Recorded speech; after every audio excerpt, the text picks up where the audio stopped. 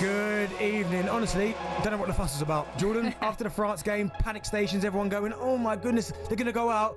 Tonight's performance was what the Lionesses were all about. Yeah, that's the England team we know and love, and I think they've obviously had a lot of criticism from the last game, and they've just showed exactly why they've been European champions. Can you believe how flat? I mean, we did the phone-in after the France game, and it was doom and gloom. Mm-hmm. The performance was flat. There was no real intensity. Did Serena Wiegmann get her team selection wrong? Was the shape wrong? She got everything right tonight, and that was a really, really dominating performance this evening against the Netherlands. Yeah, it's sometimes a blessing in disguise, losing your first game like that. I think it gave them a realisation of what they're going to face in this tournament. And tonight, you know, you saw the high press, you saw players keeping the ball, winning tackles, and 4-0 as well, which will also be amazing for the score sheet for the end of the tournament. Someone, again, we spoke about her in the first game against France, and she was probably the England's best player, and we know she only played about 60 minutes, but she was impactful today. Scored 2 goals, Lauren James. The first one was absolutely sensational. Just how good is she, and how good can she be?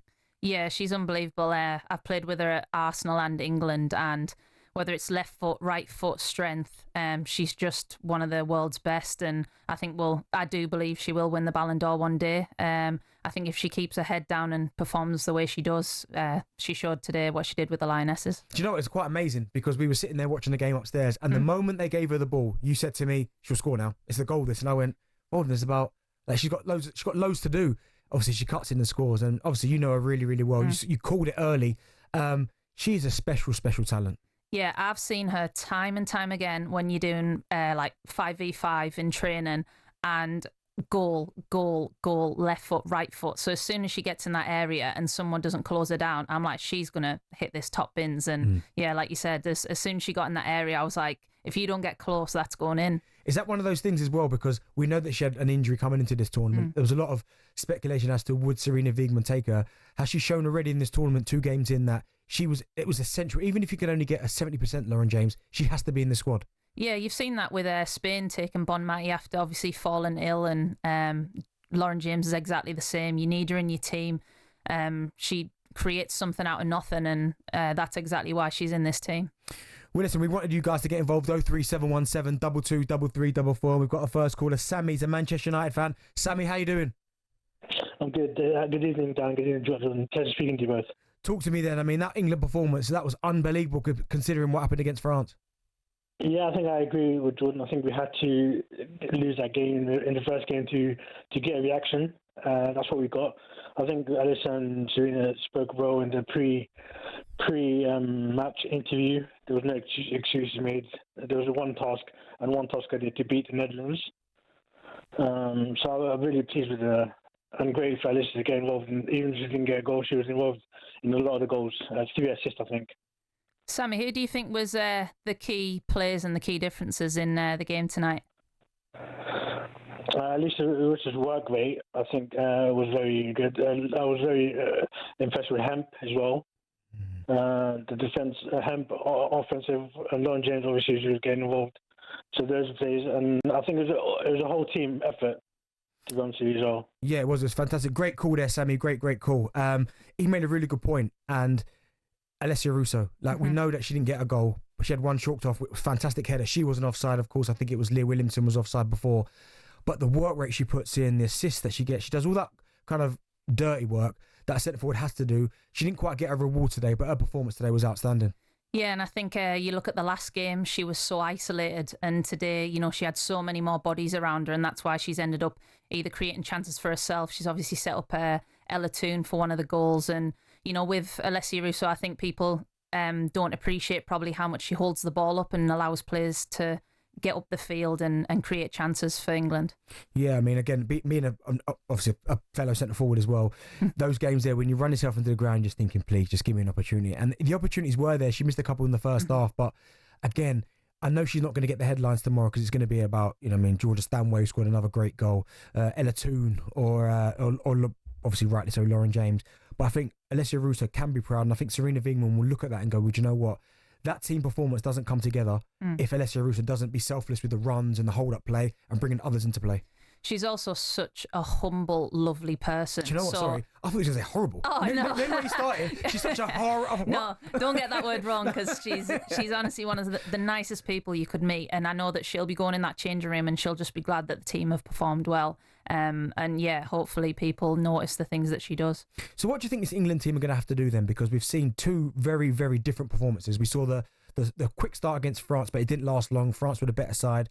Really poor performance in the end by England. And then we saw them come out the traps today really fast, but maintain it over 90 minutes. I know it's 4-0. It almost flatters the Netherlands a little bit because it could have been 5-6.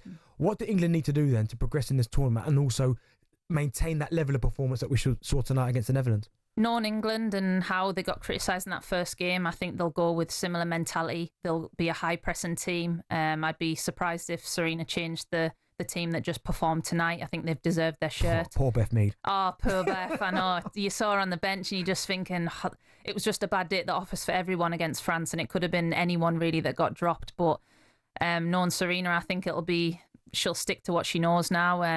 The girls played well, and hopefully Beth can get on and impact from the bench. It is harsh because you're right in what you're saying, that Beth Mead, she wasn't the worst against France, but something had to change. I think me and you had a joke about it, if you've ever been dragged off at half time, but I think equally as well for Beth Mead, she's been such an important player for England over the years. But when you're the one change that there is, and then the team come in and put in this level of performances, the tough thing for her, even though she's going to have good teammates around her, the manager's fantastic, it's you're not going to play the next game. And that mentally is difficult. So how does Serena Wigman make sure that doesn't creep in and everyone does stay on side? Yeah, I think that's what's tough. I think that's why when you see Ajiman come on, she's not really got that pressure. It's just that game time, that flair. Whereas for players that start and then get dropped, it does add pressure onto you, and it is all eyes on you of, was it your problem? But I think all them girls know that they'll all play a key part in that tournament. All right, cool. Well, let's go to the phone lines again. Sean's a Spurs fan. He's called up. Sean, how you doing, mate? Yeah, very well. I'd just like to say, guys, I was so impressed with that performance today. I've never really watched ladies football, never been sort of into it, but I watched it today and I really, really enjoyed it. And I followed the men's team all over the place. But that today was so much more enjoyable than watching some of the men's football. It was end-to-end, it was aggressive football, it was talented, absolutely loved it. Are you now going to be a fellow supporter then, Sean? I am. I'm going to watch it. I'm going to convert and watch it because, I've always had a bit of a down on it, I won't lie, but you know what? That has changed my opinion because it was very, very entertaining and thoroughly enjoyed watching it, and I'll definitely carry on watching for the rest of the tournament. Great stuff there, Sean. Great call. That's a cool. It's a step in the right direction, as he said there. He said he didn't really watch it before, but he did this evening and he enjoyed it. But it was just a good game of football, regardless whether it's men or women. The level of football was high. England pressed really, really well. Didn't let the Netherlands settle down. One thing, and me and you kept speaking about it, is while the game was going on, why did the Netherlands continue to try and play out from the back when they couldn't do it? Yeah, I didn't understand it. Obviously, we were speaking about, and it was like they were just trying over and over and over again. I mean, England are high pressing you. You're playing from the goalkeeper to a square pass to your fullback. I mean, where's she going to go? So I didn't really understand. They didn't really have a change of plan, the Netherlands. Like I said, Viv was so isolated, and, they're trying to play out from the back when it just wasn't working.